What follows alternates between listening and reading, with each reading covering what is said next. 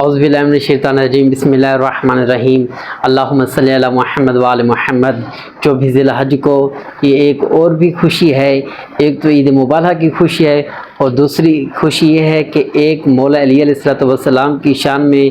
انما ولیکم اللہ ورسولہ والی جو آیت نازل ہوئی، مولا کی شان میں یہ مولا نے صدقہ دیا تھا۔ واقعہ کچھ یوں ہے کہ ایک سیل خداوند متعال کی بارگاہ میں حاضر ہوا، مسجد میں آ کر اس نے ندا دی، کوئی ہے جو مجھ کو صدقہ دے، کوئی ہے جو خدا کے نام پر مجھ کو خیرات دے۔ تو کسی شخص نے بھی اس کو کچھ نہ دیا۔ وہ شخص جب سیل واپس لوٹنا چاہا تو اس نے خداوند متعال کی بارگاہ میں شکایت کی،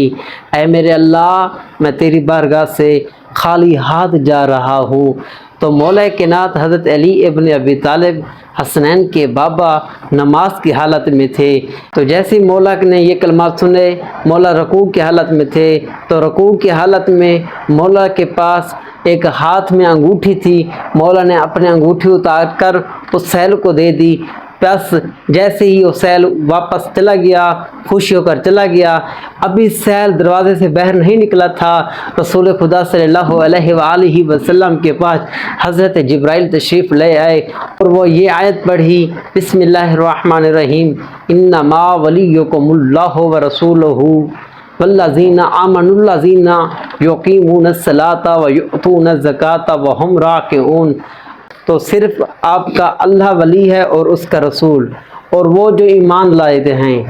نماز قائم کرتے ہیں اور حالت رکوع میں صدقہ دیتے ہیں۔ تو رسول خدا صلی اللہ علیہ وآلہ وسلم جلدی کے ساتھ اپنے صحاب کے ساتھ مسجد کی طرف تشریف لائے، تو جیسے ہی مسجد کی طرف ایک سیل کو دیکھا، اس سیل کو بھی ساتھ لے کر چلے گئے۔ جیسے دیکھا کہ نماز مولا علی علیہ السلام پڑھ رہے ہیں، تو جیسے مولا نے نماز مکمل کی، رسول خدا صلی اللہ علیہ وآلہ وسلم نے اپنے پیارے بھائی حضرت علی ابن ابی طالب کو گلے لگایا، مبارک دی، فرمایا، اے علی، وہ آپ ہی ہیں جس کے بارے میں قرآن کی آیت نازل ہوئی اور آپ نے ہی حالت رکوع میں